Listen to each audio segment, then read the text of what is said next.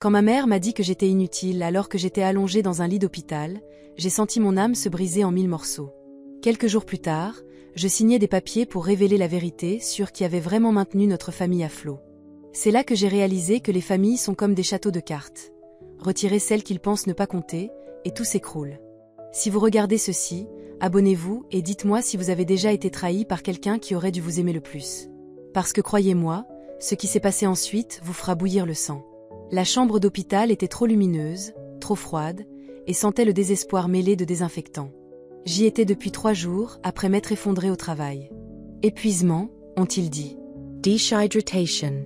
Mon corps ayant finalement cédé, après des années, à le pousser au-delà de ses limites. Le médecin m'a dit que j'avais besoin de repos, des semaines de repos, mais tout ce à quoi je pouvais penser, c'était les factures qui s'accumulaient et la famille qui dépendait de moi. Je dérivais entre veille et sommeil quand j'ai entendu le claquement de talons hauts sur le linoléum. Ma mère. Même les yeux fermés, je reconnaissais le son, sa façon particulière de marcher comme si elle était propriétaire de chaque pièce où elle entrait. J'ai gardé les yeux clos.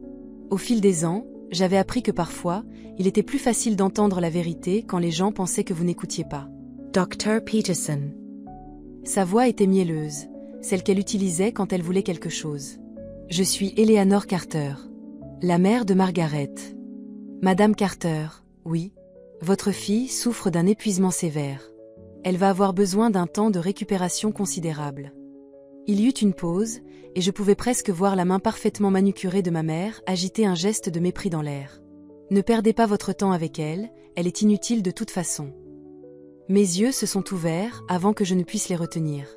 Ma mère se tenait là dans son tailleur pantalon crème, ses bijoux en or captant les lumières fluorescentes, son visage un masque d'indifférence agacée.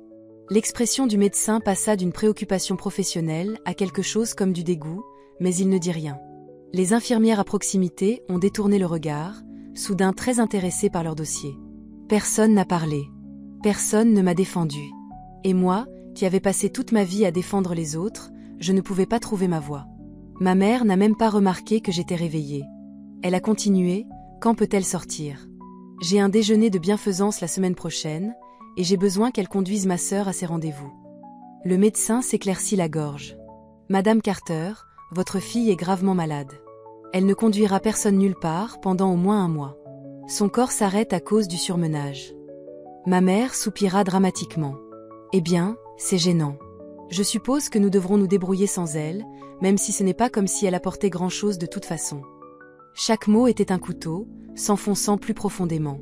J'ai fermé les yeux à nouveau, ne voulant pas qu'elle voie les larmes monter.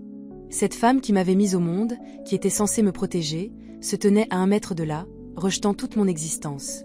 Et le pire? Je n'étais même pas surprise. Pendant 45 ans, j'avais été la bête de somme de la famille. La personne fiable. Celle qui avait abandonné ses études pour s'occuper de mon père mourant.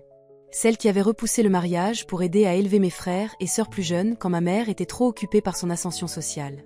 Celle qui travaillait 2, parfois 3 emplois pour s'assurer que la maison familiale ne soit pas saisie après que les frais médicaux de mon père aient siphonné nos économies. Et maintenant, j'étais inutile. Quand ils ont quitté la pièce, j'ai ouvert les yeux et j'ai regardé le plafond. Quelque chose de froid et de dur s'est installé dans ma poitrine là où la douleur avait été. J'ai attrapé mon téléphone sur la table de nuit et j'ai composé un numéro que je n'aurais jamais pensé appeler. Bureau de James Patterson, a répondu une voix nette et professionnelle. C'est Margaret Carter. Je dois parler à James, s'il vous plaît. C'est urgent. Il y eut une pause. Madame Carter, Maître Patterson est au tribunal aujourd'hui, mais je peux. Dites-lui que c'est Maggie d'Okudai. Dites-lui que je lui rappelle cette faveur qu'il me doit. 20 minutes plus tard, mon téléphone a sonné. Maggie? C'est vraiment toi? La voix de James a ramené des souvenirs d'un garçon maigre avec des lunettes que j'avais défendu contre les brutes, que j'avais aidé en trigonométrie, qui avait promis qu'un jour il me le rendrait. C'est moi, James. J'ai besoin d'un avocat, et j'entends dire que tu es le meilleur de la région maintenant. Il a ri. Pour toi? Je suis le meilleur du pays. Qu'est-ce qui se passe? J'ai pris une profonde inspiration. J'ai besoin de me dégager des finances de ma famille. Et j'ai besoin de le faire de manière à ce qu'il leur soit impossible de nier ce que j'ai fait pour eux. Il y eut un silence à l'autre bout. Ça a l'air sérieux, Maggie. Ça fait 45 ans que ça se prépare, James. Après que nous ayons raccroché, une infirmière est entrée pour prendre mes constantes. Elle était jeune, probablement dans la vingtaine, avec des yeux gentils qui ne pouvaient pas tout à fait rencontrer les miens. « Vous étiez réveillée, n'est-ce pas? Quand votre mère était là ?» a-t-elle dit doucement, ajustant ma perfusion. J'ai hoché la tête. « Je suis désolée. J'aurais dû dire quelque chose. » Je lui ai tapoté la main. « Ce n'est pas votre bataille à mener. Mais merci. Si ça peut t'aider, » a-t-elle dit, sa voix baissant en un murmure. Le docteur Peterson a ordonné qu'elle ne soit autorisée à visiter que pendant des heures spécifiques maintenant. Et jamais seule. Je lui ai souri, sincèrement émue. « Comment vous appelez-vous ? » Nina. Merci, Nina. Parfois, les petites attentions font toute la différence. Cette nuit-là, alors que je restais éveillée, écoutant l'hôpital se calmer autour de moi, j'ai réfléchi à ma vie. Comment en suis-je arrivée là? Quand suis-je devenue le pilier sur lequel tout le monde se tenait, mais que personne ne reconnaissait? Ça a commencé quand j'avais 12 ans, quand mon père a été diagnostiqué d'un cancer. Ma mère, belle et égocentrique, ne pouvait pas gérer la maladie, les hôpitaux, la réalité de voir son mari se consumer. Alors je l'ai fait. J'ai appris à changer les poches de perfusion, à reconnaître les signes de douleur avant que mon père n'ait à demander de l'aide, à gérer les horaires de médicaments et les rendez-vous médicaux. Mes frères et sœurs, Robert, 3 ans plus jeune, et les jumelles, Lisa et Linda, 5 ans plus jeunes, avaient besoin de quelqu'un pour préparer leur déjeuner, les aider avec leurs devoirs, les amener à l'école à l'heure. Ma mère était trop occupée par son mécanisme d'adaptation, ce qui signifiait des déjeuners avec des amis et des virées shopping qui vidaient le compte bancaire que la maladie de mon père décimait déjà. Quand papa est mort, j'avais 16 ans. Ma mère s'est effondrée dans le chagrin, publiquement théâtrale, mais en privé, absente. J'ai abandonné l'école pendant un semestre pour faire tourner la maison. Quand j'y suis retournée, j'ai suivi des cours du soir pour pouvoir travailler pendant la journée. Des lettres d'acceptation de l'université sont arrivées, y compris une bourse partielle pour la faculté publique, mais à ce moment-là, ma mère avait clairement fait savoir, la famille avait besoin de moi à la maison. « Tu es la forte, Margaret », disait-elle en me tapotant la joue. « Nous nous effondrerions sans toi. » Et je l'ai cru. Je voulais la croire.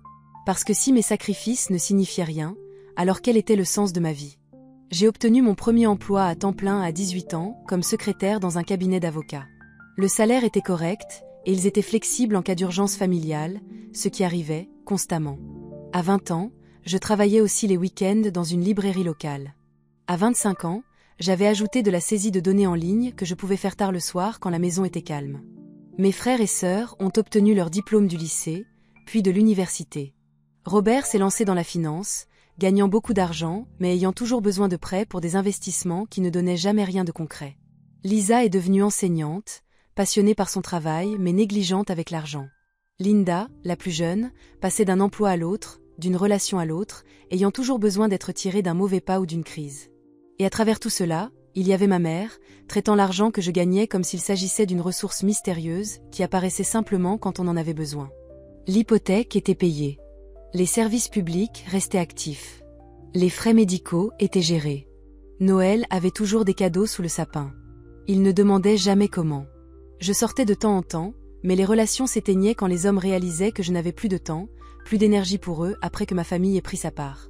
À 35 ans, j'ai vu mon dernier petit ami sérieux partir, incapable de rivaliser avec les exigences constantes de ma mère et de mes frères et sœurs. « Tu dois couper le cordon », a-t-il dit en sortant. « Ils se servent de toi, Maggie. » Je savais qu'il avait raison, mais je ne pouvais pas le faire. Quel genre de personne abandonne sa famille? Alors j'ai continué à travailler, continué à payer, continué à répondre quand ils appelaient.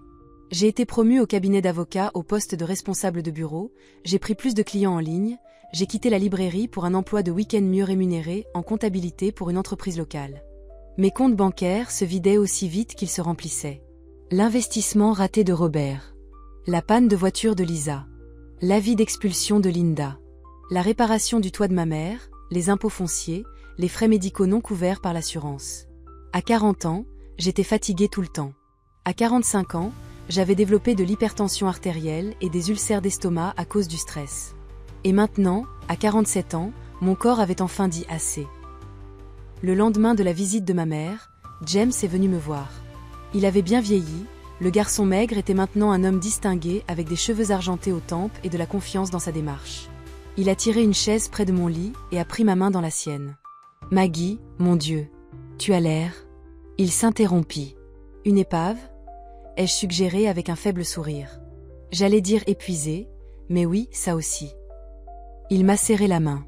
J'ai déjà commencé à examiner tes finances. Maggie, as-tu une idée de l'argent que tu as donné à ta famille au fil des ans? J'ai secoué la tête. J'ai arrêté de compter il y a longtemps. C'était plus facile comme ça. James a ouvert sa mallette et a sorti un bloc-notes légal. Eh bien, j'ai compté pour les 10 dernières années seulement, en utilisant les dossiers auxquels nous avons pu accéder rapidement. C'est plus de 300 000 euros. Le chiffre m'a frappé comme un coup de poing. 300 000 euros. Une maison. Un fonds de retraite. Une vie que j'aurais pu avoir. Et ce n'est que ce que nous pouvons documenter jusqu'à présent, a continué James. Virement direct, chèque, facture à ton nom. Ça n'inclut pas l'argent liquide que tu leur as peut-être donné, ou les dépenses plus petites. J'ai regardé mes mains, minces et pâles sur les draps d'hôpital. Que faisons-nous maintenant? L'expression de James s'est durcie. Maintenant, nous nous assurons qu'ils ne pourront jamais nier ce que tu as fait pour eux. Nous documentons tout, créons un dossier clair, puis nous les confrontons à la vérité. Je ne veux pas récupérer leur argent, ai-je dit doucement. Il ne s'agit pas de récupérer l'argent, Maggie. Il s'agit de s'assurer qu'ils ne pourront jamais réécrire l'histoire. Ne plus jamais te rejeter comme inutile. Il cracha le mot comme un venin. Je l'ai regardé, surprise. Comment as-tu su qu'elle avait dit ça? Ses yeux se sont adoucis. L'infirmière, Nina. Elle a appelé mon bureau ce matin. Elle était inquiète pour toi. J'ai senti une larme couler sur ma joue. Une étrangère avait montré plus de préoccupation pour moi que ma propre chair. Que leur arrivera-t-il? Si j'arrête de tout payer? James soupire. Ce n'est pas ta responsabilité, Maggie. Ça n'aurait jamais dû l'être. Mais pour répondre à ta question, ils devront subvenir à leurs besoins, comme des adultes. Ta mère a sa pension de retraite et ce que ton père lui a laissé. Tes frères et sœurs sont tous employés. Ils devront peut-être réduire leur train de vie, faire un budget, faire des sacrifices. Tu sais, les choses que tu fais depuis toujours. Il avait raison. Je savais qu'il avait raison. Mais 47 ans de conditionnement sont difficiles à briser. Laisse-moi t'aider, Maggie, a dit James, sa voix douce mais ferme. Laisse-moi faire ça pour toi. J'ai pris une profonde inspiration et j'ai hoché la tête. D'accord. Pendant la semaine suivante, James et son équipe ont travaillé sans relâche. Ils ont rassemblé des relevés bancaires, des registres immobiliers, des polices d'assurance, des déclarations de revenus, construisant une image complète de mon implication financière dans la vie de ma famille.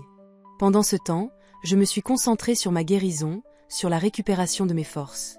Nina est passée souvent, parfois juste pour s'asseoir avec moi pendant ses pauses. Nous parlions de choses simples. Son rêve de devenir infirmière praticienne spécialisée, mon amour du jardinage, des livres que nous avions toutes les deux lus. Ma famille est venue exactement 2 fois. Ma mère est venue avec Linda, toutes deux se plaignant de la difficulté des choses sans moi. Elles ont apporté une plante qui était déjà en train de mourir et sont restées 15 minutes avant que ma mère n'annonce qu'elles avaient une réservation pour le déjeuner qu'elles ne pouvaient pas manquer. Robert a appelé une fois, demandant si je savais où se trouvaient certains documents fiscaux dont il avait besoin. Lisa a envoyé un SMS disant qu'elle était trop occupée par l'école pour venir, mais espérait que j'allais mieux. Aucun d'eux n'a demandé comment j'allais vraiment. Aucun d'eux ne semblait comprendre que je m'étais presque tuée au travail. Le jour où j'ai été libérée, Nina m'a aidée à emballer mes quelques affaires. « Où allez-vous » a-t-elle demandé, inquiète. « Retournez chez vous. » J'ai secoué la tête. James a fait en sorte que je puisse rester dans un appartement d'invité dans son immeuble pendant un certain temps. J'ai besoin d'espace. Elle a hoché la tête, comprenant. J'espère que ce que vous préparez vous apportera la paix, Margaret. Merci, Nina. Pour tout. James m'attendait dans le hall de l'hôpital, élégant dans son costume sur mesure, un contraste frappant avec mon pull ample et mon jean. Il a pris mon petit sac et m'a offert son bras pour me soutenir. Prête ? A-t-il demandé. Autant que je le serai jamais. L'appartement d'invité était charmant, moderne, propre et calme.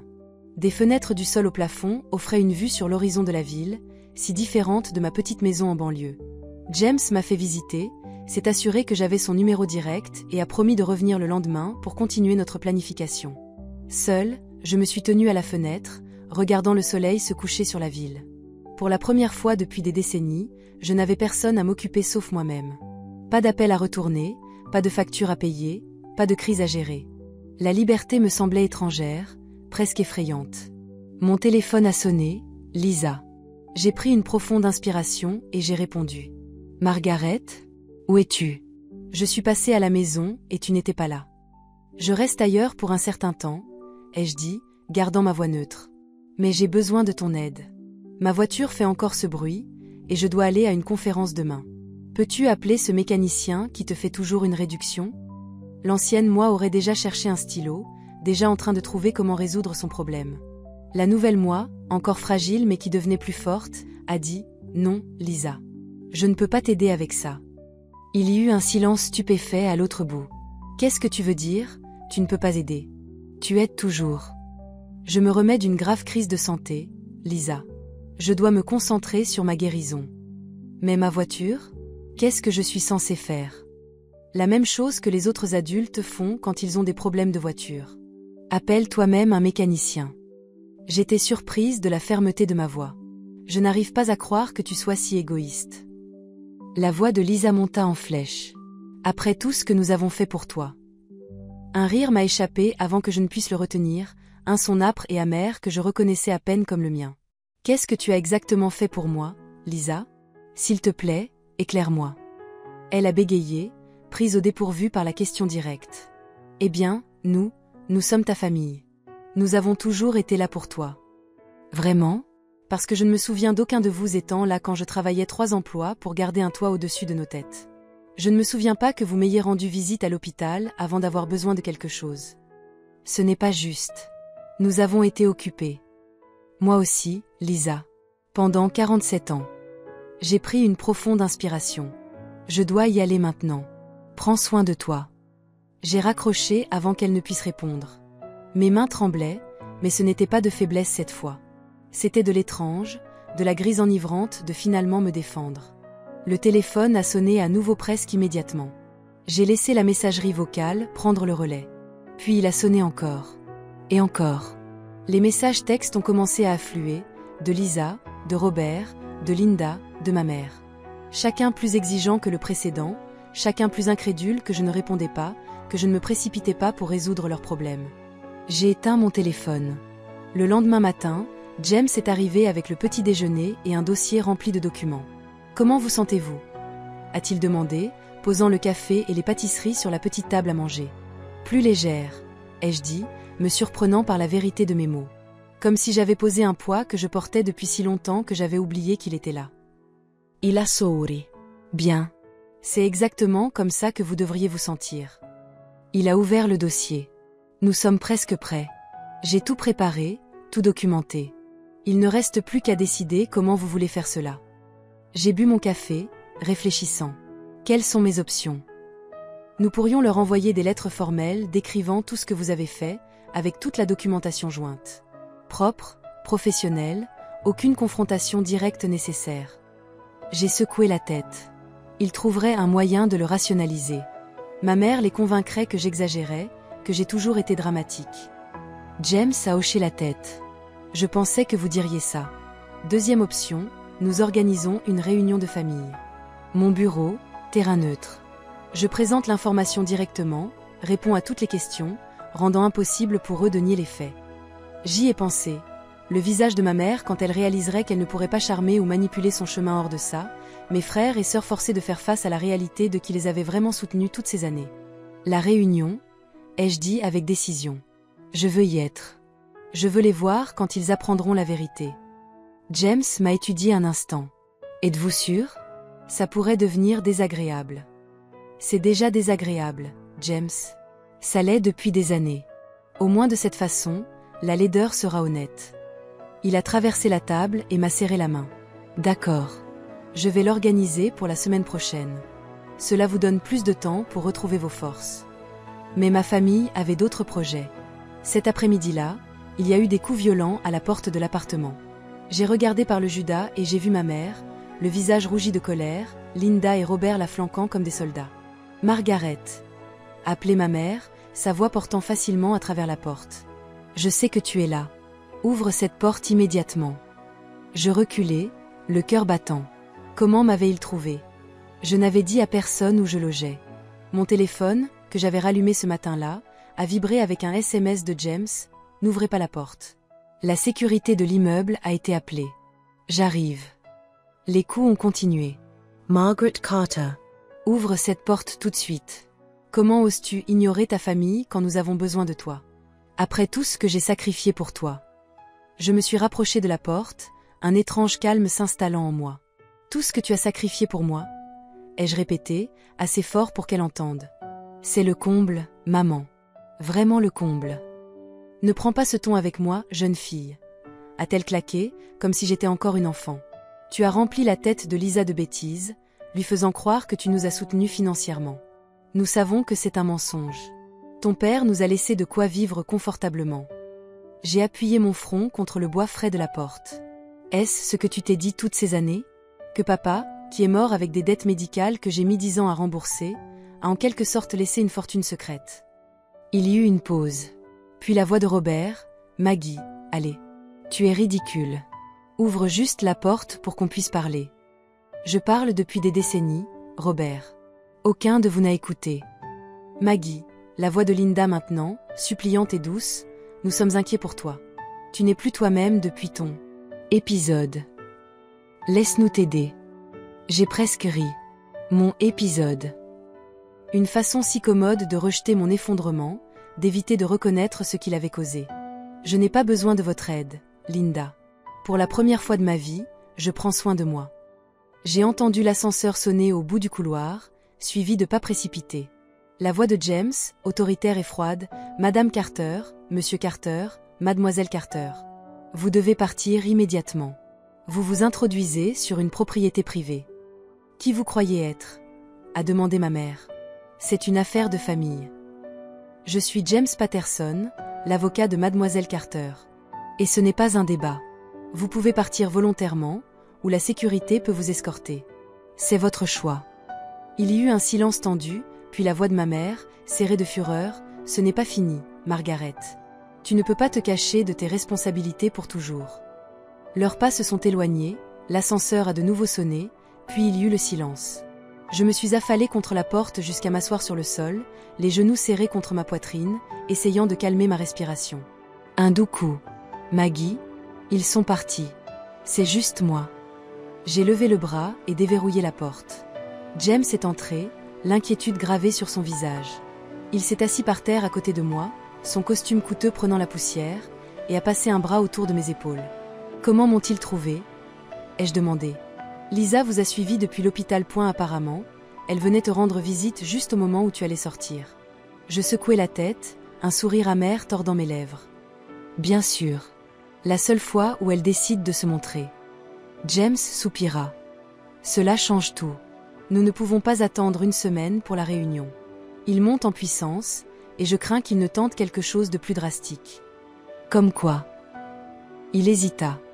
Ta mère faisait des histoires pour te faire évaluer sur ta capacité mentale. Elle prétendait que ton effondrement était une dépression nerveuse et que tu n'étais pas capable de prendre tes propres décisions. Une peur glaciale m'envahit.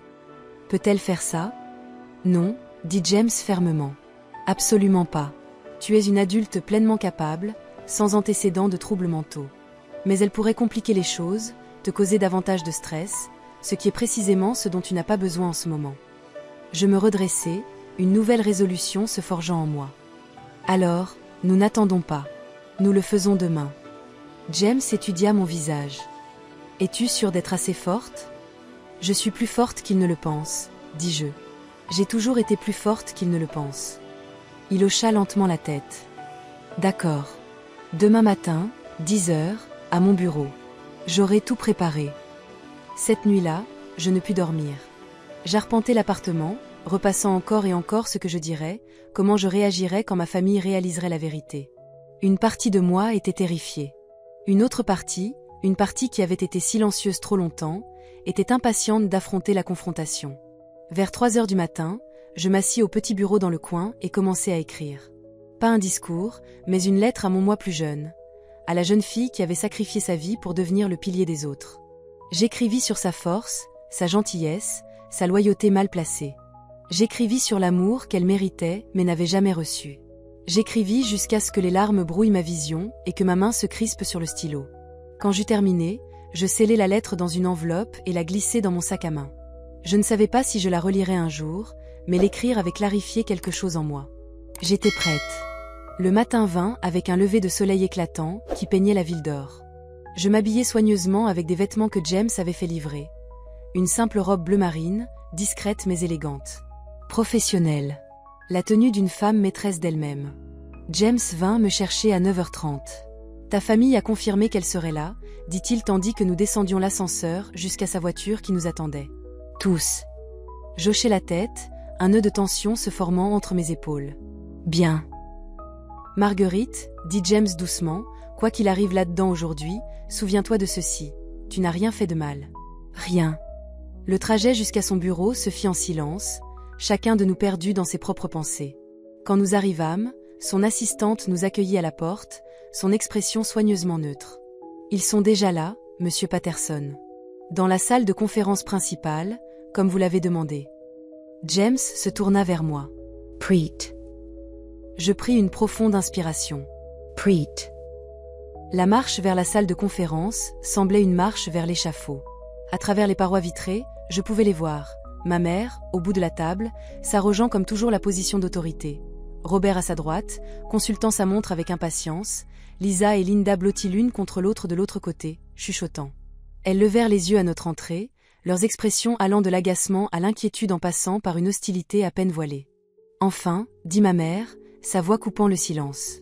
Marguerite, cette mascarade n'a que trop duré. Je ne sais pas ce que tu penses faire avec cet avocat, mais il est temps de rentrer à la maison et de recommencer à te comporter de manière responsable.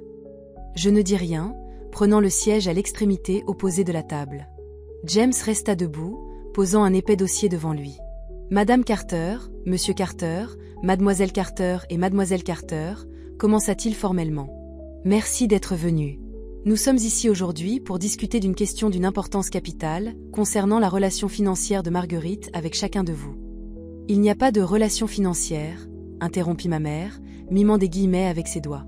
Marguerite vit avec moi, chez moi, comme elle le fait depuis la mort de son père. Quels que soient les problèmes d'argent qu'elle pense avoir avec nous, ce n'est qu'un produit de son imagination. James sourit, mais son sourire n'atteignit pas ses yeux. Je pense que la documentation prouvera le contraire, Madame Carter.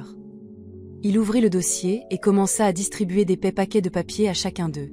Ce que vous recevez est un relevé exhaustif de tout le soutien financier que Marguerite a apporté à cette famille au cours des 10 dernières années. Les relevés antérieurs sont encore en cours de compilation, mais ceux-ci sont complets. Ma famille baissa les yeux sur les dossiers, leurs expressions allant de la confusion à un malaise croissant. Comme vous pouvez le voir, continua James, Marguerite a payé le prêt immobilier de la maison familiale, qui est, soit dit en passant, à son nom, pas au vôtre, Madame Carter, tous les mois au cours de la dernière décennie. Elle a également couvert toutes les taxes foncières, les assurances et les charges. Le visage de ma mère était devenu pâle. C'est impossible. La maison est à moi. Édouard me l'a laissée. Édouard l'a laissée lourdement hypothéquée, corrigea James. Quand Marguerite a repris les paiements, la banque a transféré l'acte de propriété à son nom. Vous avez signé les documents vous-même, Madame Carter. Page 3 de votre dossier. Ma mère feuilleta frénétiquement la page, ses mains tremblantes. C'était là, sa signature, datée d'il y a 15 ans. De plus, continua James, sa voix calme et méthodique, Marguerite a fourni un soutien financier régulier à chacun de ses frères et sœurs. Robert, elle a couvert cette prêt personnel totalisant 42 000 € pour tes divers projets d'investissement, dont aucun n'a été remboursé. Lisa, elle a payé ta voiture, ton assurance auto et tes frais de scolarité pour tes études supérieures. Linda, elle a payé ton loyer à 4 reprises lorsque tu faisais face à une expulsion, couvert 3 dettes de cartes de crédit distinctes et fourni des virements en espèces d'une moyenne de 500 € par mois au cours des 3 dernières années. La pièce était plongée dans un silence de mort. Mes frères et sœurs fixaient les papiers devant eux, incapables de nier les preuves écrites noir sur blanc. Relèves bancaires. Checks annuls. Registres de virement. La vérité, mise à nu. Mais ma mère n'était pas prête à capituler. Cela ne prouve rien, claqua-t-elle, frappant la table de la main. Alors Marguerite a donné un coup de main de temps en temps. C'est ce que fait la famille. Mais suggérer que nous avons, quoi, vécu à ses crochets? C'est absurde. James haussa un sourcil. Ah bon?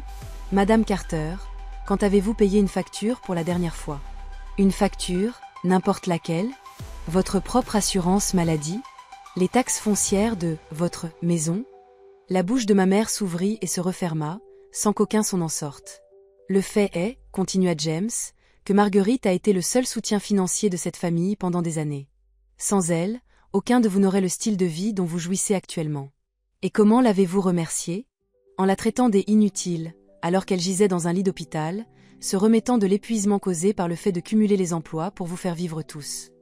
Tous les regards se tournèrent vers ma mère, dont le teint, de pâle, était passé au rouge de colère. « Tu nous écoutais aux portes » me siffla-t-elle. « Comment oses-tu » J'étais réveillée, mère, dis-je, parlant pour la première fois. J'ai tout entendu. Robert s'éclaircit la gorge, l'air mal à l'aise. « Maggie, écoute, nous apprécions tout ce que tu as fait, vraiment. Mais pourquoi nous tomber dessus comme ça? Si tu avais besoin d'aide avec les factures, tu aurais pu juste demander. » Je le fixai, incrédule.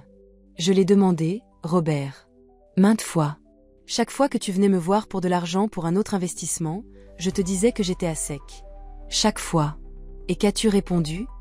Juste cette fois, Maggie. Je te rembourserai dès que ça rapportera. Mais tu ne l'as jamais fait.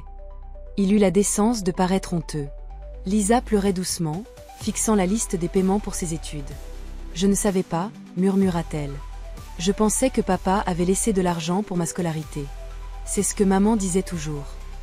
Linda était sous le choc, feuilletant page après page les preuves de soutien documentées. Les loyers, les cartes de crédit. Je pensais que tu étais juste gentille. Je ne réalisais pas. Tu ne voulais pas réaliser, dis-je doucement. Aucun de vous.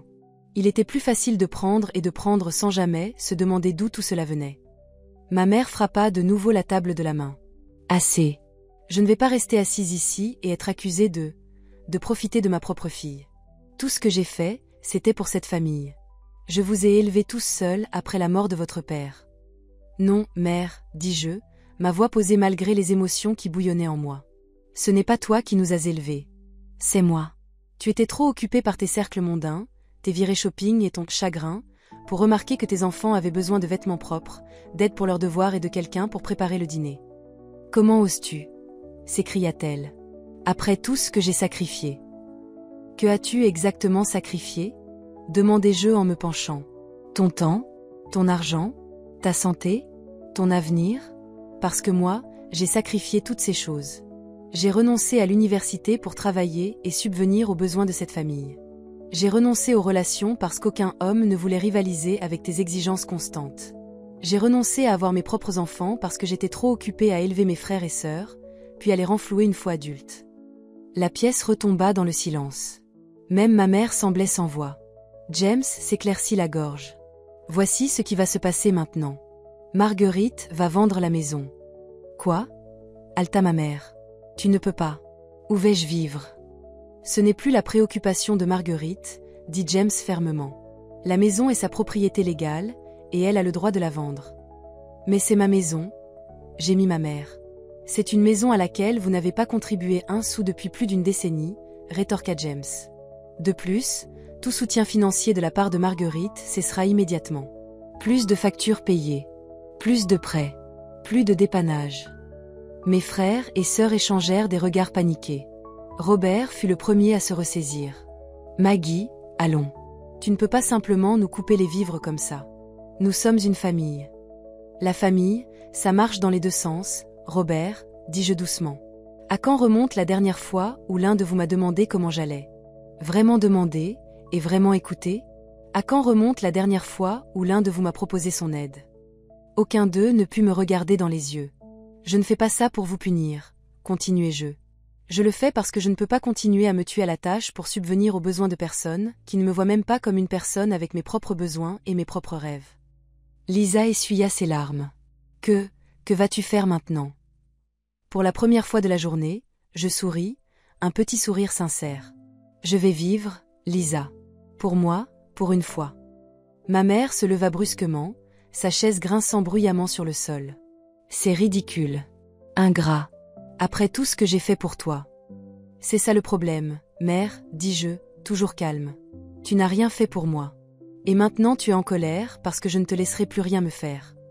Elle me fixa, ses yeux froids et durs.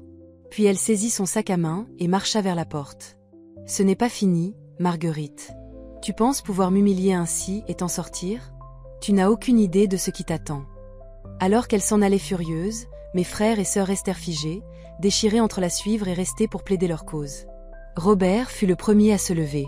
« Maggie, je... » Il s'interrompit, apparemment incapable de trouver les mots justes. Puis il hocha simplement la tête et partit. Lisa fit le tour de la table et me serra maladroitement dans ses bras. « Je suis désolée, » murmura-t-elle. Je ne savais vraiment pas.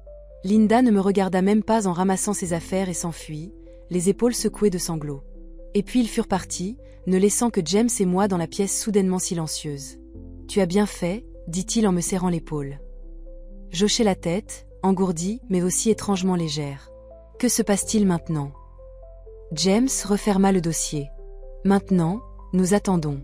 Ce ne sera pas la fin, Maggie. Ta mère n'est pas du genre à accepter la défaite avec grâce.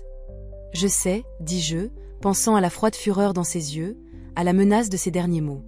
Elle essaiera de me le faire payer. Quel essai, dit James avec un sourire sombre. Nous avons quelque chose qu'elle n'a pas. Qu'est-ce que c'est? La vérité. Il ramassa ses papiers. Et crois-moi, au final, c'est tout ce qui compte. En quittant la salle de conférence, je ressentis un étrange mélange de chagrin et de libération. J'avais perdu ma famille aujourd'hui, ou peut-être avais-je perdu l'illusion de famille à laquelle je m'étais accrochée pendant tant d'années. Mais j'avais aussi gagné quelque chose. Une chance de découvrir qui Marguerite Carter pourrait être quand elle ne portait plus le poids des vies de tous les autres. Ce que j'ignorais alors, c'était jusqu'où ma mère irait pour me punir de ma trahison. J'avais exposé ses mensonges, mais elle avait encore une arme à utiliser contre moi, un secret si dévastateur qu'il ébranlerait les fondations mêmes de ce que je croyais être. Le lendemain matin, je me réveillai au soleil qui inondait les fenêtres de l'appartement d'amis. Pour la première fois depuis des années, j'avais dormi profondément, sans me réveiller pour vérifier mon téléphone en cas d'urgence familiale ou rester éveillé à calculer des factures. Je m'étirai, ressentant la douce courbature de muscles enfin relâchée après des décennies de tension. Mon téléphone vibra sur la table de chevet, un SMS de James. « Un café? En bas dans 20 ?» Je souris. « On se voit là-bas, » répondis-je. Je m'habillais simplement d'un jean et d'un pull, des vêtements que j'avais achetés pour moi des années auparavant, mais que j'avais rarement l'occasion de porter. La plupart du temps, je passais directement de ma tenue de travail à mon pyjama, trop épuisé pour autre chose. Aujourd'hui était différent. Aujourd'hui ressemblait au premier jour d'une nouvelle vie. James m'attendait dans le petit café au rez-de-chaussée de son immeuble, 2 tasses fumantes posées sur la table devant lui. Il leva les yeux à mon approche, son expression s'adoucissant. « Tu as meilleure mine », dit-il en poussant l'une des tasses vers moi. « Bien dormi ?»« Mieux que depuis des années », admis-je en m'installant sur la chaise en face de lui. C'est étrange de me sentir allégé. Il hocha la tête. Il faudra du temps pour s'y habituer. La liberté est souvent inconfortable au début. Nous sirotâmes notre café en un silence complice pendant un instant avant que James ne s'éclaircisse la gorge. J'ai commencé les démarches pour la vente de la maison. Le marché est bon en ce moment, tu devrais en tirer un bon prix. Et ma mère? Les autres? Demandai-je, un nœud se formant dans mon estomac malgré ma paix retrouvée. Ils devront quitter les lieux, bien sûr. Je leur ai donné un préavis de 30 jours, ce qui est plus que généreux compte tenu des circonstances. Je fixai mon café. Ils ne partiront pas sans faire de bruit. Non, acquiesça James, ils ne le feront pas. Mais ils n'ont aucun fondement juridique, Maggie. La maison est à toi. Leurs options sont limitées. Juste à ce moment-là, mon téléphone sonna, un numéro inconnu. J'hésitai, puis répondis. Allô? Mademoiselle Carter? Ici le docteur Hélène Morrison de l'hôpital Saint-Louis. Mon cœur fit un bond. Oui? Quelque chose ne va pas? Pas exactement mal, mais inhabituel. Je vous appelle car votre mère vient d'être admise. Elle subit quelques examens, mais elle vous réclame avec insistance. Je vis le regard inquiet de James de l'autre côté de la table. Ma mère? Me réclame? Ça ne lui ressemble pas. Il y eut une pause de l'autre côté. Eh bien, elle est très bouleversée. Elle dit qu'elle a quelque chose d'important à vous dire avant qu'il ne soit trop tard. Une sensation de froid m'envahit. Trop tard? Qu'est-ce que cela signifie? Je crains de ne pouvoir discuter des détails par téléphone, mademoiselle Carter. Mais si vous pouviez venir, je pense que ce serait mieux pour tout le monde. Après que j'ai raccroché, James étudia mon visage. Laisse-moi deviner. Ta mère fait une crise de santé et a besoin de toi immédiatement. Comment as tu su? Il soupira. C'est une tactique de manipulation classique, Maggie. Créer une urgence pour te forcer à reprendre ton rôle de soignante. Une partie de moi savait qu'il avait raison, mais une autre, celle qui avait été conditionnée pendant des décennies à réagir à chaque crise familiale, ne pouvait pas écarter la possibilité que ma mère soit réellement malade. Je dois y aller, dis-je finalement. S'il y a ne serait-ce qu'une chance que ce soit réel. L'expression de James s'adoucit.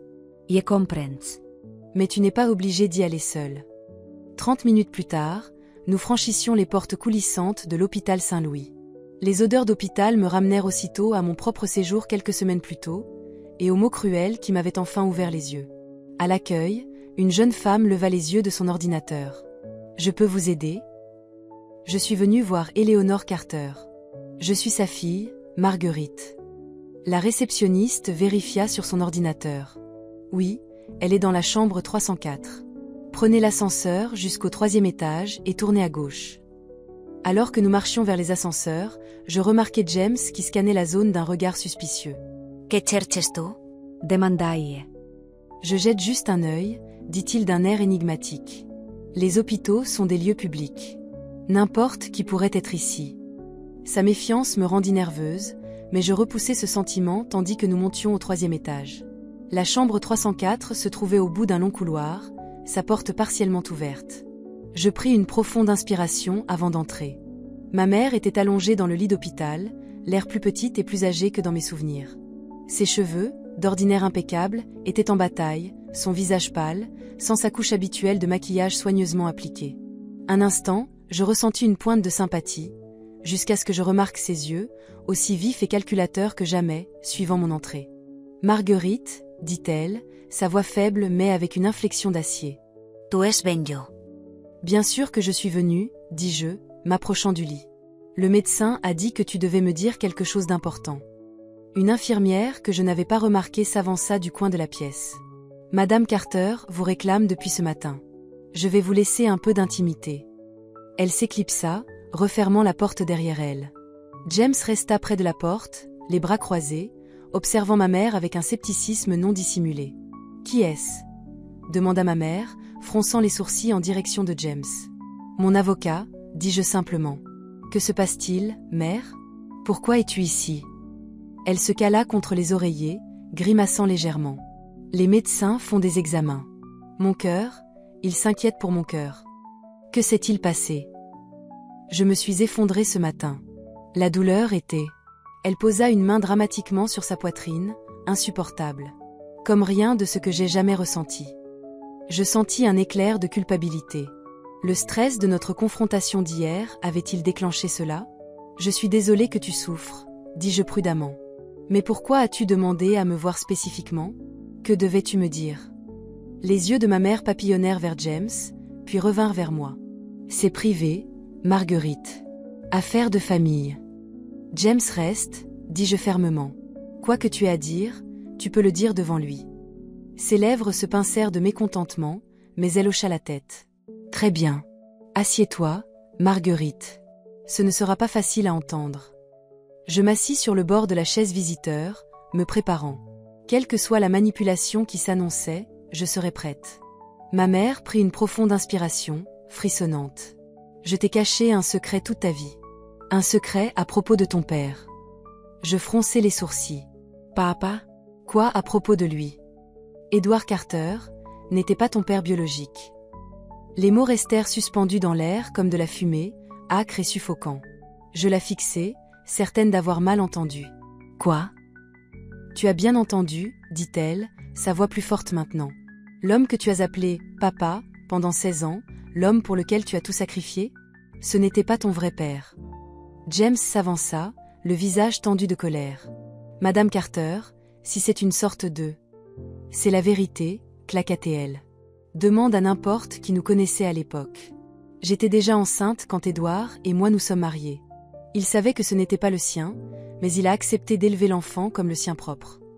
La pièce sembla basculer sous mes pieds. Qui? Parvins-je à demander, ma voix à peine audible. Qui était mon père, alors?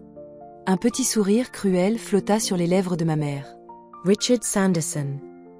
Le nom me frappa comme un coup physique. Richard Sanderson.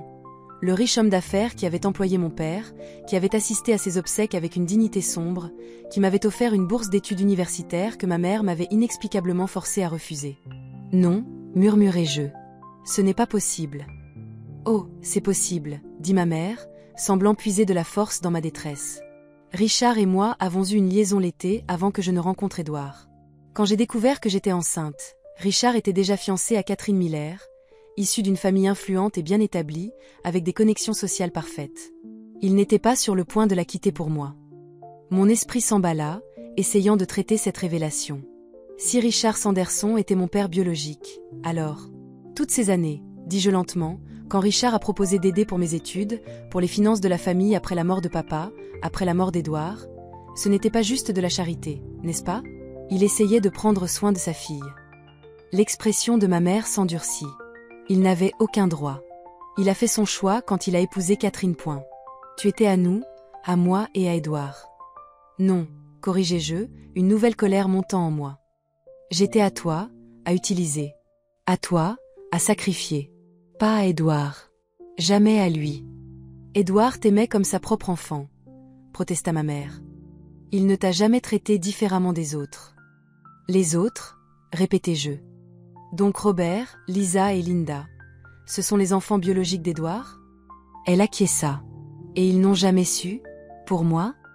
Personne ne le savait à part Édouard, Richard et moi. Et nous avions tous convenu de l'emporter dans nos tombes. Je me levai, les jambes instables. Alors pourquoi me le dire maintenant? Pourquoi, après toutes ces années, me révéler cela? Les yeux de ma mère brillèrent de malice. Parce que tu dois comprendre ce que tu es en train de jeter. La famille, c'est plus que la biologie, Margaret. Édouard n'était pas ton sang, mais il t'a reconnu, t'a protégé, t'a donné son nom. Et c'est comme ça que tu rembourses cet héritage? En abandonnant la famille pour laquelle il est mort en essayant de pourvoir? La manipulation était si transparente qu'elle en aurait été risible si elle n'avait pas été si douloureuse. Tu utilises la mémoire de papa pour me culpabiliser? Après tout ce que tu as fait? Je te dis enfin la vérité, dit-elle, la voix montant. Si tu vends cette maison, si tu coupes les ponts avec tes frères et sœurs, les enfants d'Édouard, tu ne me trahis pas seulement. Tu trahis l'homme qui a choisi d'être ton père quand ton vrai père n'a pas voulu te reconnaître. Je sentis la main de James sur mon épaule, me stabilisant. Madame Carter, dit-il, la voix serrée par une fureur contenue, c'est mesquin, même pour vous. C'est la vérité, insista-t-elle. Demandez à Richard, si vous ne me croyez pas. Bien que je doute qu'il l'admette après toutes ces années. Il a sa famille parfaite, sa réputation irréprochable. Un scandale comme celui-ci le ruinerait. Les pièces du puzzle s'assemblèrent soudain. C'est ça, n'est-ce pas? Dis-je, une clarté froide m'envahissant. Tu n'essaies pas seulement de me manipuler. Tu menaces aussi Richard. Quel est ton plan, mère? Le démasquer s'il n'intervient pas pour remplacer le soutien financier que je retire? Son silence fut une réponse suffisante. Tu es incroyable, dis-je, reculant du lit. Tu m'utiliserais, ta propre fille, comme pion dans ton plan de chantage. Ne sois pas si dramatique, Margaret, ricana-t-elle. Je m'assure simplement que chacun assume ses responsabilités. Si Richard avait fait ce qu'il fallait depuis le début. Ce qu'il fallait? L'interrompis-je, la voix montant. Comme tu l'as fait, en utilisant ce secret pour contrôler et manipuler les gens pendant des décennies? Le visage de ma mère rougit de colère. Toi, l'ingrate. Ça suffit, coupa James fermement. Margaret, nous partons. Madame Carter, attendez-vous à avoir de mes nouvelles concernant votre tentative d'extorsion d'argent par de fausses allégations? Elles ne sont pas fausses, cria ma mère alors que nous nous dirigions vers la porte. Demandez-lui. Demandez à Richard Sanderson qui est votre vrai père. Dans le couloir, je m'appuyais contre le mur, essayant de calmer ma respiration. James se tenait à mes côtés, protecteur, l'expression préoccupée. Vous ne la croyez pas, n'est-ce pas? Demanda-t-il doucement. Je fermai les yeux, des souvenirs affluents, Richard Sanderson aux obsèques de mon père, sa main s'attardant sur mon épaule. Ces offres persistantes d'aide financière que ma mère repoussait toujours. Les regards étranges qu'il me lançait parfois, un mélange de fierté et de regret. Je ne sais pas, avouai-je. Cela semble impossible, mais il y a toujours eu des choses qui ne collaient pas tout à fait. James hocha la tête, pensif. Nous pourrions en avoir le cœur net. Les tests ADN sont simples de nos jours. Mais pourquoi me le dirait-elle maintenant, après toutes ces années? Parce qu'elle est désespérée, dit simplement James. Tu lui as ôté son pouvoir, sa sécurité financière. C'est son option nucléaire, un dernier recours pour reprendre le contrôle par la manipulation émotionnelle. Alors que nous nous dirigions vers l'ascenseur, une idée me frappa. James, le docteur qui m'a appelé, Dr Morrison. Je devrais lui parler avant de partir, pour savoir ce qu'il en est vraiment de la santé de ma mère. Au poste des infirmières, je demandai le Dr Morrison. L'infirmière parut confuse. Dr Morrison? Nous n'avons pas de médecin de ce nom dans cet hôpital. Mon sang se glaça. Mais elle m'a appelé ce matin. Elle a dit que ma mère avait été admise et demandait à me voir. L'infirmière vérifia son ordinateur. Votre mère a bien été admise, oui, mais son médecin traitant est le docteur Patel. Et elle est venue pour des examens programmés, pas en urgence. Il n'y a aucune trace de quiconque vous ayant appelé de l'hôpital. James et moi échangeâmes un regard. C'était un coup monté, dit-il d'un ton sombre. Votre mère voulait vous faire venir ici, seule et vulnérable, pour vous asséner cette révélation. Mais comment a-t-elle pu simuler un appel de l'hôpital? N'importe qui peut prétendre être un médecin au téléphone, Maggie. Et votre mère a toujours été une actrice convaincante. Je me sentis mal. Les profondeurs de la manipulation de ma mère semblaient sans fond. Allons-y, dis-je, soudain désespéré de m'échapper de l'hôpital, de fuir l'écheveau complexe de mensonges et de demi-vérités qui constituaient l'héritage de ma famille. Dans la voiture, je restais silencieuse, fixant la fenêtre tandis que la ville défilait en un flou. James conduisait prudemment, me jetant parfois un regard inquiet. « À quoi penses-tu » demanda-t-il finalement. « Je pense, dis-je lentement, que j'ai besoin de savoir la vérité. Quoi qu'il en soit. Tu veux parler à Richard Sanderson. » J'acquiesçai. « Penses-tu pouvoir arranger ça » James réfléchit. Sanderson est un homme puissant, avec des strates de gardien qui protègent son temps. Mais j'ai des collègues qui ont travaillé avec son entreprise. Je pourrais peut-être lui faire passer un message. Dis-lui que c'est à propos d'Eleanor Carter, dis-je. Et de sa fille. Si ce que ma mère a dit est vrai, ça devrait attirer son attention. De retour à l'appartement, je fis les 100 pas, nerveuse, pendant que James passait des appels. Mon esprit tournait en boucle autour des mêmes questions. Richard Sanderson pouvait-il vraiment être mon père biologique? Toute ma vie avait-elle été construite sur un tissu de mensonges? Et si c'était vrai, qu'est-ce que cela signifiait pour moi maintenant? Mon téléphone sonna, Lisa. Après un instant d'hésitation, je décrochai. Maggie? Oh merci mon Dieu. As-tu entendu ce que maman raconte? Mon estomac se serra. Qu'est-ce qu'elle raconte, Lisa? Elle dit à tout le monde que tu n'es pas la fille biologique de papa. Que tu es en fait l'enfant de Richard Sanderson, d'une liaison qu'elle aurait eue. C'est fou, n'est-ce pas? Je veux dire, elle doit faire une sorte de crise après hier. Fini la discrétion. Ma mère n'avait pas perdu de temps à s'en servir comme d'une arme. Qu'en pensent Robert et Linda? Demandai-je, m'efforçant de garder une voix neutre. Robert est furieux. Il dit que maman essaie juste de créer du drame pour détourner l'attention de ce que tu as révélé hier. Linda est... Eh bien, Linda est confuse. Nous le sommes tous. Lisa fit une pause. Maggie, ce n'est pas vrai, n'est-ce pas? Tu es notre sœur à part entière, n'est-ce pas? La note plaintive dans sa voix faillit me briser. Malgré tout, c'étaient toujours les frères et sœurs que j'avais aidés à élever, que j'avais aimés et protégés. Je ne sais pas, Lisa, dis-je honnêtement. J'essaie de savoir. Il y eut un silence choqué. Mais comment pouvais-tu ne pas savoir? Parce que personne ne me l'a jamais dit. Lançai-je, ma patience finissant par céder. Si c'est vrai, je suis autant victime de ce mensonge que toi. Je suis désolée, dit Lisa d'une petite voix. C'est juste tellement accablant. Je m'adoucissais. Je sais. Pour moi aussi. Qu'est-ce que tu vas faire? Je vais découvrir la vérité. Et ensuite, je ne sais pas. J'ai besoin de temps pour réfléchir. Après que nous ayons raccroché, je m'assis lourdement sur le canapé, épuisé émotionnellement. James revint de ses appels, l'expression réservée. De la chance? Demandai-je. Peut-être.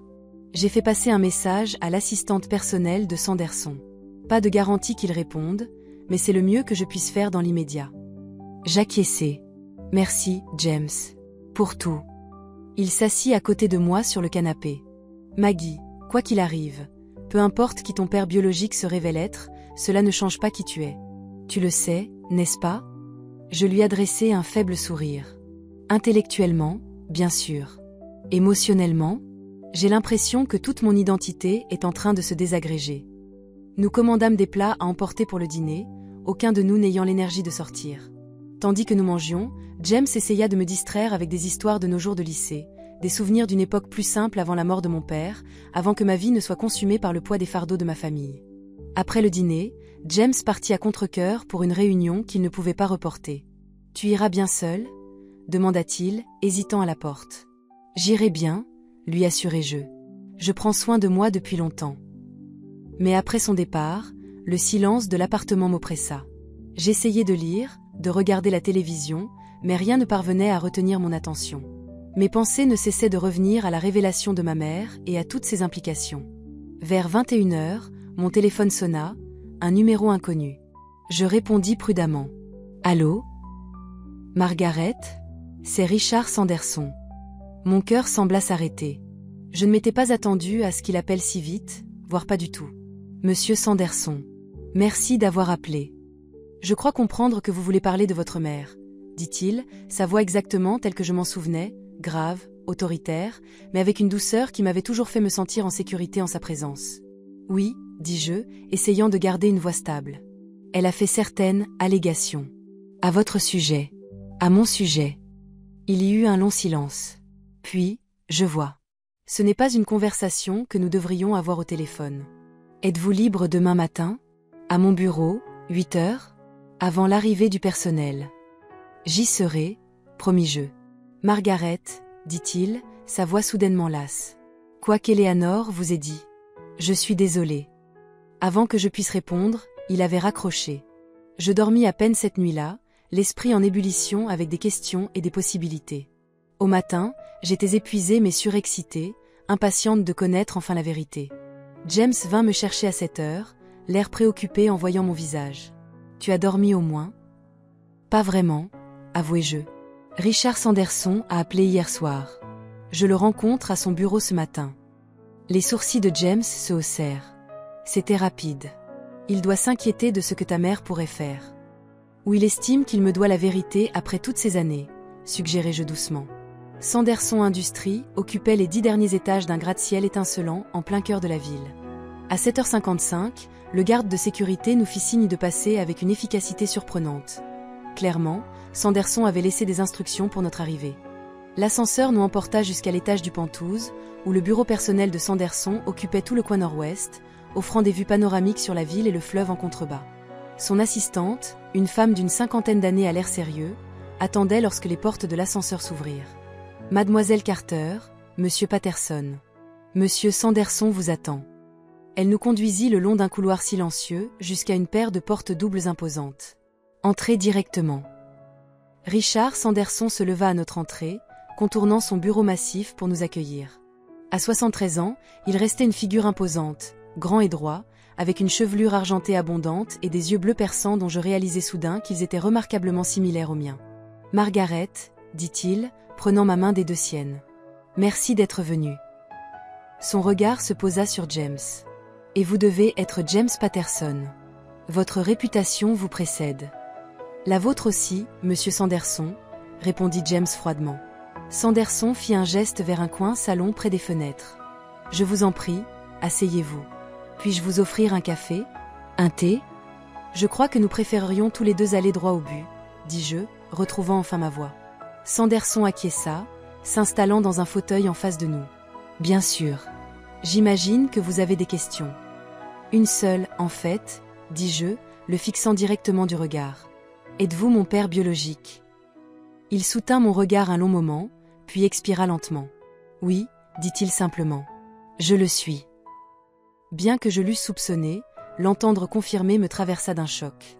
Je serrai l'accoudoir de ma chaise, me stabilisant. « Pourquoi ?» demandai-je. « Pourquoi le secret ?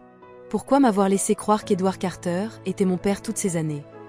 Sanderson se pencha en avant, l'expression grave. « Ce n'était pas ma seule décision, Margaret. Quand Eleanor m'a dit qu'elle était enceinte, j'étais déjà fiancée à Catherine. Nos familles planifiaient la fusion de nos entreprises par notre mariage depuis des années. Des millions d'euros, des centaines d'emplois étaient en jeu. Donc j'étais gênante, dis-je d'un ton monocorde. Non, dit-il sèchement. Ne pensez jamais cela. Je voulais vous reconnaître, faire partie de votre vie. Mais Eleanor, elle avait déjà rencontré Édouard. Il tombait amoureux.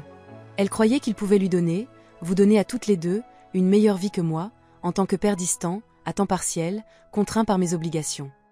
Et Édouard? Il savait? Sanderson acquiesça. Il savait. Et il vous a aimé comme sa propre enfant dès le moment de votre naissance. Je n'ai jamais vu un homme plus dévoué à un enfant.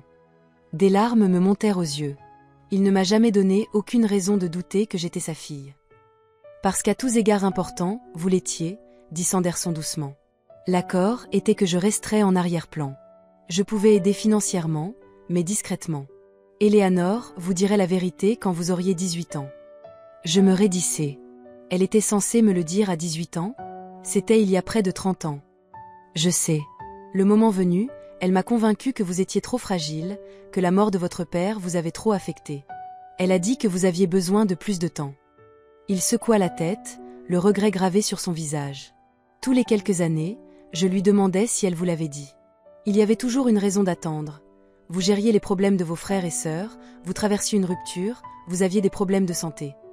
Elle n'a jamais eu l'intention de me le dire, réalisai-je. Elle a utilisé ce secret pour nous manipuler tous les deux. Pour obtenir de l'argent de vous tout en s'assurant que je restais dans l'ignorance, liée à la famille par obligation.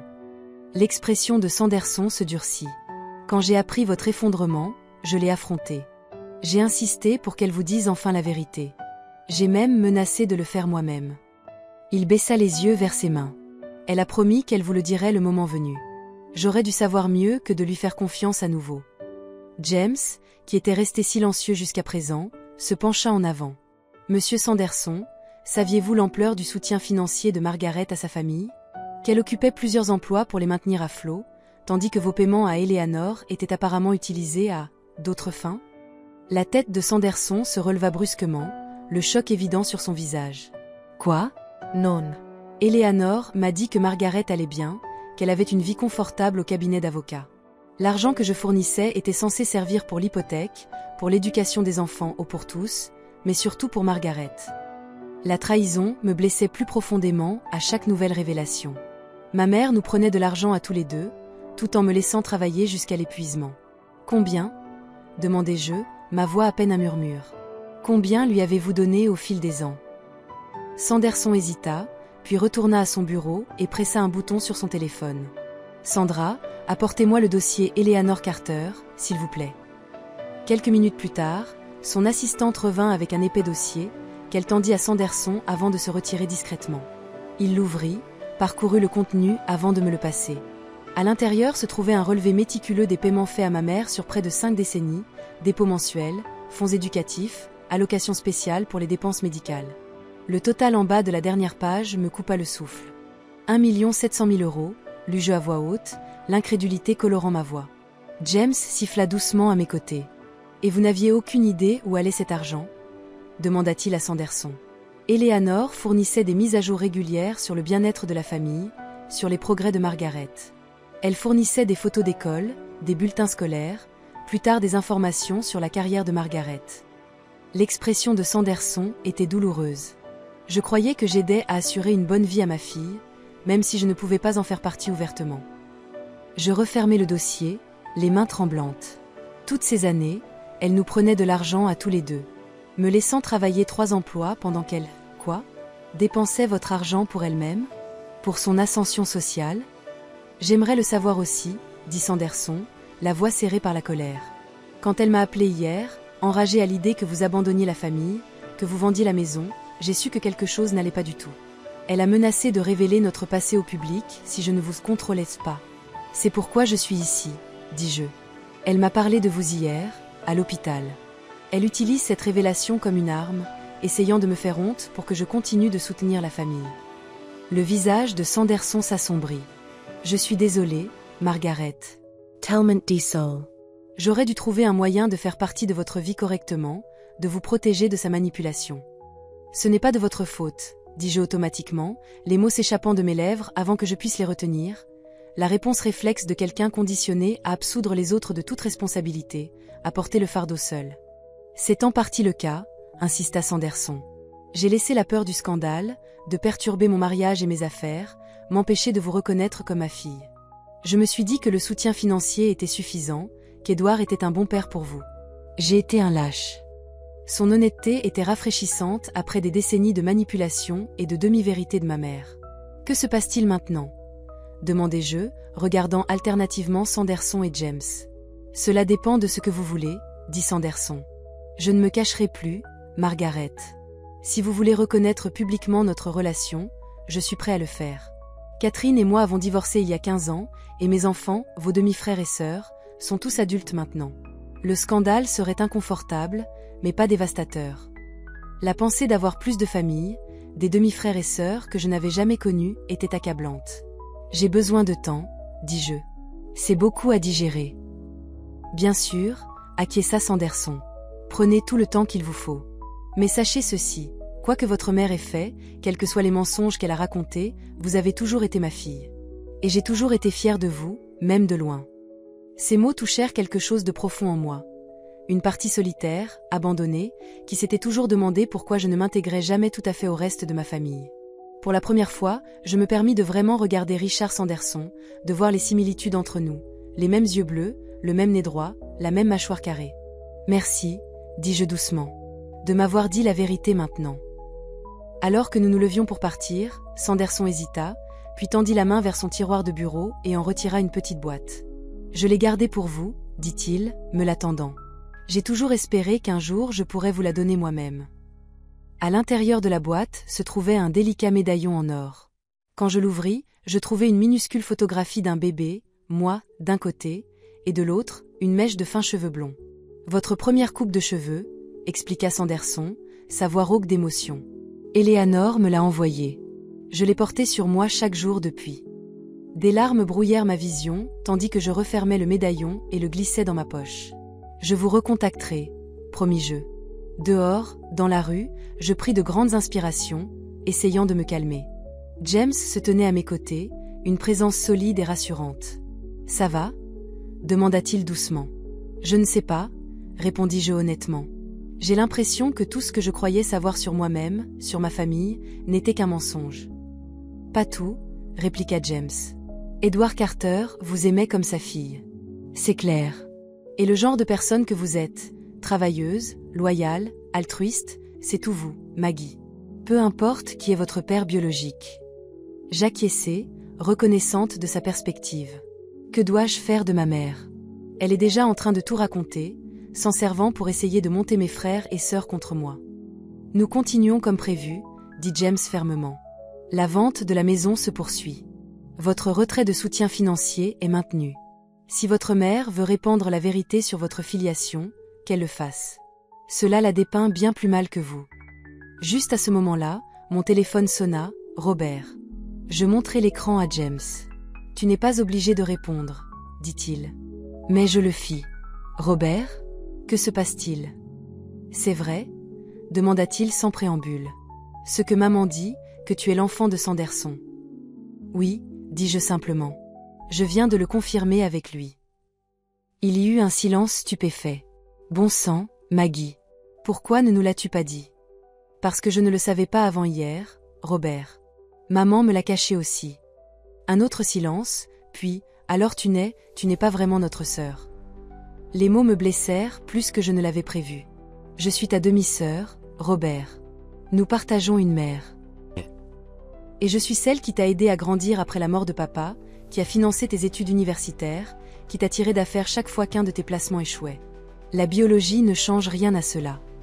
Mais ça change tout, insista-t-il. Tu ne vois pas ? Si tu n'es pas la fille de papa, alors la maison, l'héritage, rien de tout cela n'aurait dû te revenir en premier lieu. Et voilà, c'était ça la vraie préoccupation. Non pas que je pouvais souffrir, non pas que toute notre histoire familiale s'était construite sur des mensonges, mais que mon droit sur les biens de son père pouvait être non fondé. La maison est à mon nom, Robert, parce que je la paye depuis 15 ans. Cela n'a rien à voir avec l'héritage. Mais papa aurait voulu. Papa aurait voulu que tous ses enfants, y compris moi, la fille qu'il a choisi d'élever et d'aimer, soit à l'abri du besoin, l'interrompis-je. Pas que l'un d'eux sacrifie tout pendant que les autres en profitaient. Ce n'est pas juste, Maggie. Nous ne savions pas. Tu ne voulais pas savoir, corrigeai-je. C'était plus facile de prendre sans te demander d'où tout cela venait. La voix de Robert se durcit. Tu sais quoi? Maman a raison. Tu tournes le dos à cette famille. Et maintenant nous savons pourquoi. Parce que tu n'en as jamais vraiment fait partie depuis le début. Les mots furent comme un coup physique, me coupant le souffle. Avant que je puisse réagir, Robert avait raccroché.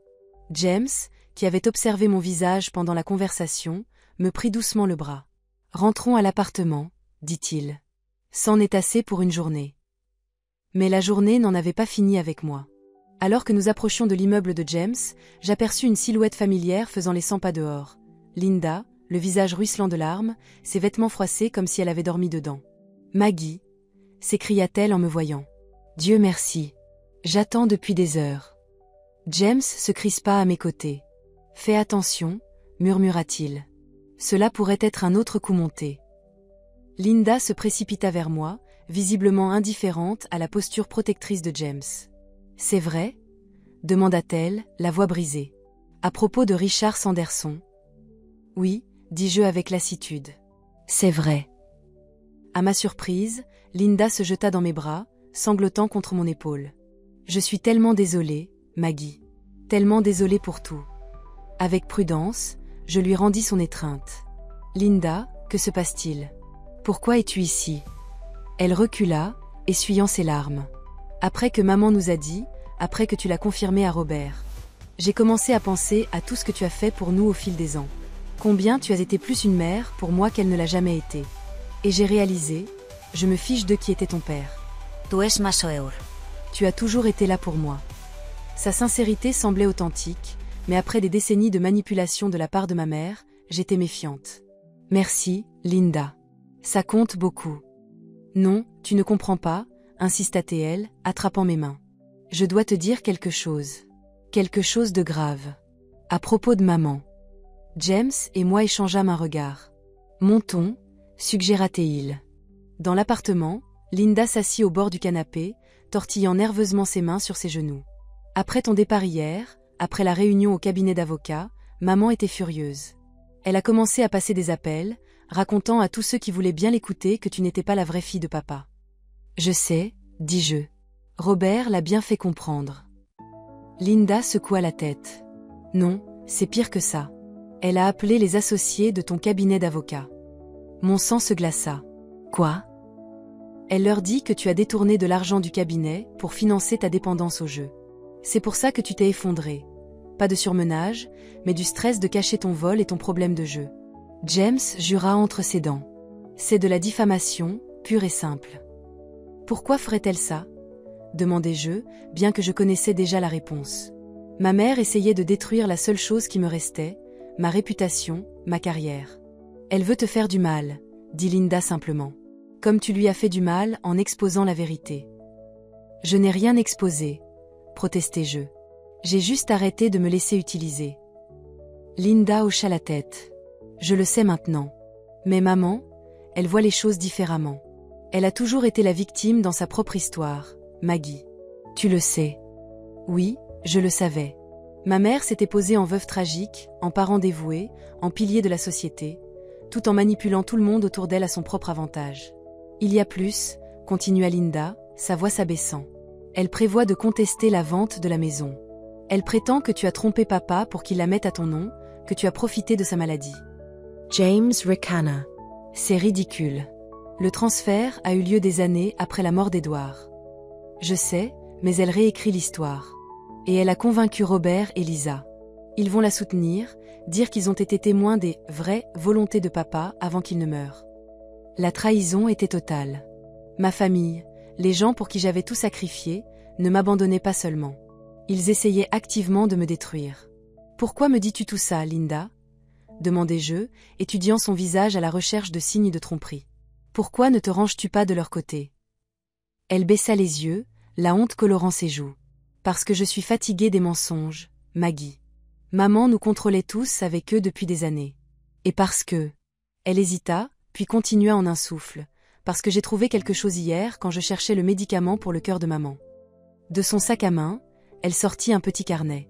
C'est le journal intime de maman. Elle en tient un depuis des années, y consigne tout.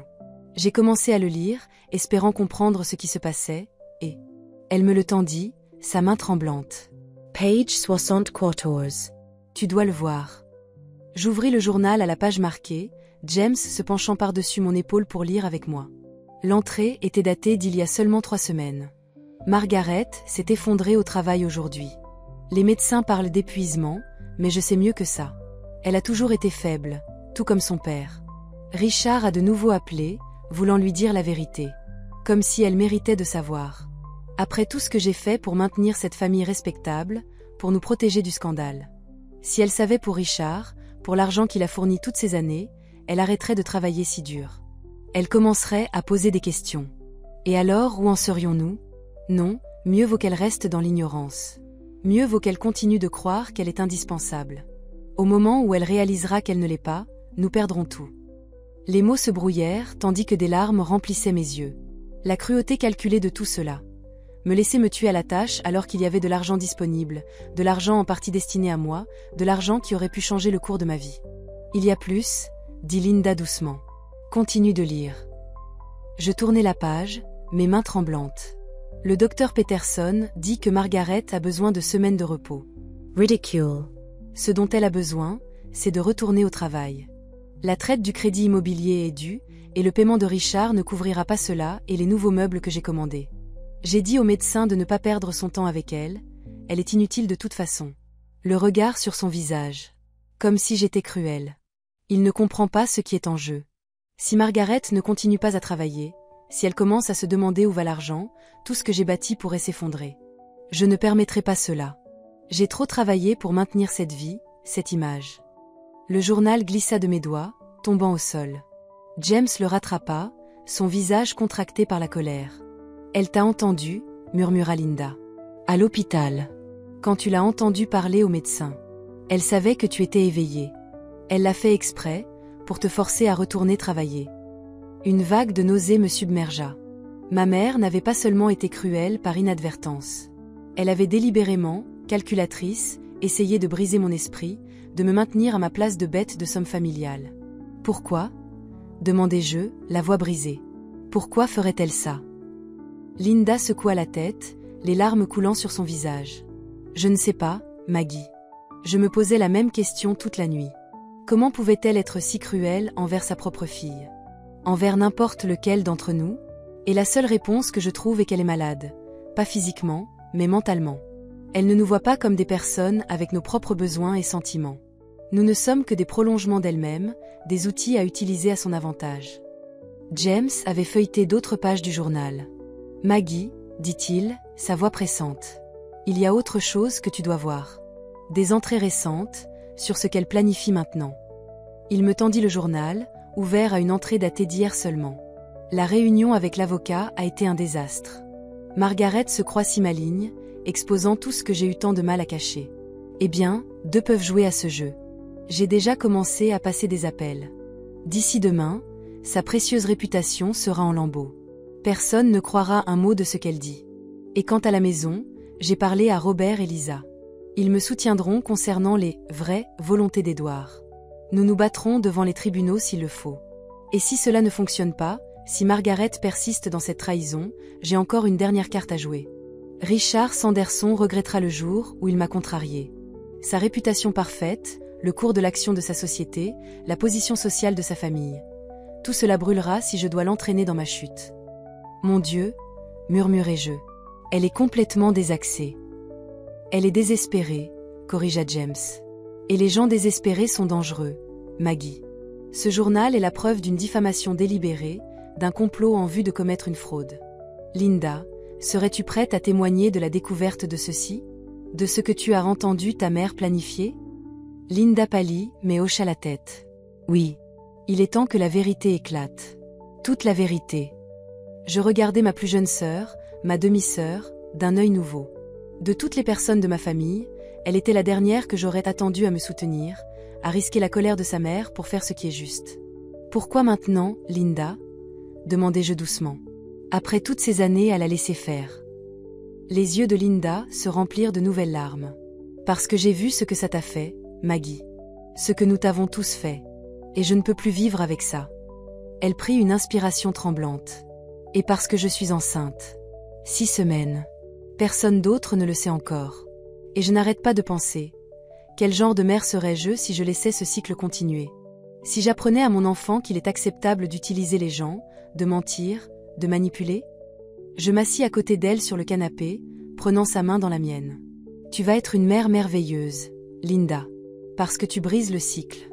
Tu choisis la vérité plutôt que le confort, le juste plutôt que la facilité. Elle s'appuya contre mon épaule, me rappelant la petite fille qu'elle avait été autrefois. Celle qui se glissait dans mon lit pendant les orages, cherchant le réconfort de la grande sœur qui était plus une mère qu'une sœur. « Que faisons-nous maintenant » demanda-t-elle, sa voix menue. Je regardai James, qui tenait toujours le journal, son expression pensive. « Maintenant, dit-il, nous utilisons les propres mots de ta mère contre elle. Nous compterons chaque mensonge, chaque manipulation avec une vérité documentée. Et nous le faisons rapidement, avant qu'elle ne puisse causer davantage de dégâts. » Alors que nous étions tous les 3 assis là, planifiant notre contre-attaque contre la campagne de destruction de ma mère, je sentis un étrange sentiment de paix m'envahir. La vérité, sur ma filiation, sur les années d'exploitation financière, sur la cruauté délibérée de ma mère, éclatait enfin au grand jour. Et bien que ce fût douloureux, bien que cela signifiât la fin de la famille telle que je l'avais connue, cela signifiait aussi le début de quelque chose de nouveau. Quelque chose d'honnête. Ce que je ne réalisais pas alors, c'est jusqu'où ma mère irait pour protéger ses mensonges, et à quel point la confrontation finale serait publique et dévastatrice. Le journal n'était que le début. La vraie bataille était encore à venir, et elle se déroulerait d'une manière que nous n'aurions jamais pu anticiper.